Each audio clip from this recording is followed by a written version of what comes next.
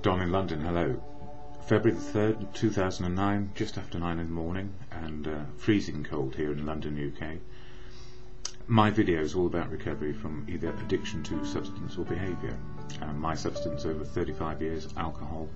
Don't know when I became an addict, probably from the first drink when it took the edge off in some way and changed my feelings and altered my behaviour to be more relaxed. And also my behaviour over those 35 years, always striving for perfection because I knew that's what you wanted, and realising I could never be perfect. So the conundrum, and hence the circle round and round. It's like having one foot nailed to the floor and just going round and round in circles. Insane drinking, always trying to be perfect. No such thing, never happened, never perfect.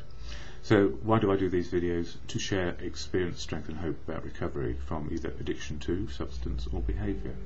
And I go to the fellowship of AA for my main sustenance and how to keep well, which is simply wisdom to use in this one day of now. So what is AA all about? It's about one day being sober. And at meetings the preamble is shared, just explaining what AA can do or cannot do. And I share it here because it puts me back into the moment of now and slows my thinking and feeling into what I'm doing right now. Not the history, not the future, just being in the now. And it goes like this, the preamble. Alcoholics Anonymous is a fellowship of men and women who share their experience, strength and hope with each other, that they may solve their common problem and help others to recover from alcoholism. The only requirement for membership is a desire to stop drinking. There are no dues or fees for AA membership. We are self-supporting through our own contributions. AA is not allied with any sect, denomination, politics, organisation or institution. It does not wish to engage in any controversy, neither endorses nor opposes any causes, and it certainly doesn't endorse my videos. Our primary purpose is to stay sober and help other alcoholics to achieve sobriety.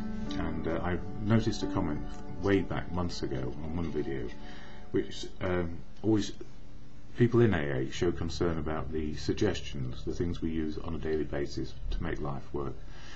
And if we get very, very strict about everything, they're not suggestions, they're instructions or rules or obligations. And the only obligation I have really is to try and stay sober today. And AA helps me greatly, and it provides me with a place where I can tell my truth, a sort of sanctuary, if you like, where I can express my inner self and not feel silly or stupid. As it is, what it does for me, AA, is immeasurable, and it keeps me sober one day at a time. And I use the literature in these videos just to illustrate what is AA about, and what is the program of 12 steps about, and how does AA really affect a person's life. So for me it works. It works on a daily basis, sometimes really well, and sometimes, because I'm so distracted or down or depressed, it hardly works at all. But what it does, it keeps me sober, keeps me coming back and in the game of life. And I'm doing the steps of AA one a month, and as it's now February, it's step 2. I covered, admitting I was powerless over alcohol, that my life had become unmanageable with drink. And this month it's all about came to believe that a power greater than ourselves could restore us to sanity. And I'm just reading out of this book, the 12 Steps and 12 Traditions, which is the backbone and foundation of all my recovery, I guess, apart from one essential ingredient, and that is human beings. Human beings who have an understanding of how to live in the day. And as to metaphysical or astral plane intervention, the higher power, I'll be talking about that pretty much all of the month. But in step 2, there's a paragraph at the beginning, which is from the same book. It's very simple. Came to believe that a power greater than ourselves could restore us to sanity. The moment they read step 2, most newcomers are confronted with a dilemma, sometimes a serious one. How often have we heard them cry out, "Look what you've done to us. You've convinced us that we are alcoholics and that our lives are unmanageable. Having reduced us to a state of absolute helplessness, you now declare that none but a higher power can remove our obsession. Some of us won't believe in God, others can't believe in God, and still others who do believe that God exists have no faith whatever He will perform this miracle. Yes, you've got us over a barrel all right, but where do we go from here?" And that's the first paragraph of step 2 in the reading, if you like. And I've been confused about higher powers all my life. I thought for a long time my father was my higher power, but he just turned out to be an ordinary human being, and my mother, and people I knew, teachers, managers, you name it. I had higher powers coming out of my ears. And the truth is, they were neither bigger or smaller than me, but I did hold them in esteem and put them on pedestals, so maybe I could shoot them down later when my life turned out to be not as good as it did. So, where am I with higher power today? Well, you know, my higher power is truth. Simply truth. Something which I can evade at every twist and turn when life isn't going my way. So, as Gandhi said, God is truth. And it's not for me to suggest what your God or your higher power may be, it's for you to find your own. Truth works really well for me, and the anonymity of the fellowship provides sanctuary for me to find my truth. And I also use books to illustrate daily readings, if you like. The Daily Reflections book, which is an AA book with one-day readings. For February, it tends to concentrate on step 2, just a bit like I'm trying to do with my videos. So for February 3, it says, filling the void. We needed to ask ourselves but one short question. Do I now believe, or am I even willing to believe, that there is a power greater than myself? As soon as a man can say that he does believe, or is willing to believe, we emphatically assure him that he is on the right way. He is on his way. AA's Big Book, page 47. I was always fascinated with the study of scientific principles. I was emotionally and physically distant from people while I pursued absolute knowledge. God and spirituality were meaningless academic exercises. I was a modern man of science. Knowledge was my higher power.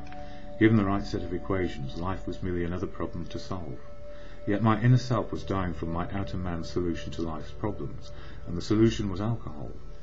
In spite of my intelligence, alcohol became my higher power. It was through the unconditional love which emanated from AA people and meetings that I was able to discard alcohol as my higher power. The great void was filled. I was no longer lonely and apart from life. I had found true power greater than myself. I had found God's love. There is only one equation which really matters to me now. God is in AA. Now, for me that is great, because it means that my understanding of truth and my understanding of spiritual is in the here and now, with less denials and less filters. I mean, you know, it's not hard to be spiritual if you know the truth. And that's just what I've learned over the years. It's taken me a long time to get there, because denial, filters, wanting it my way, my self-will or obsession about drink, my obsession about people, putting people on pedestals and then somehow knocking them off when they weren't able to do what I wanted them to do.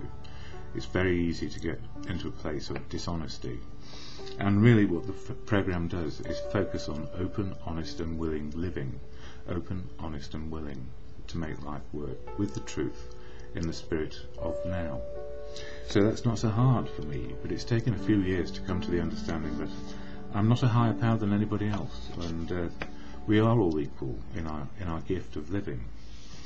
And on page 17 of this one, the As Bill Sees It, co-founder of AA, daily reading if you like, toward honesty.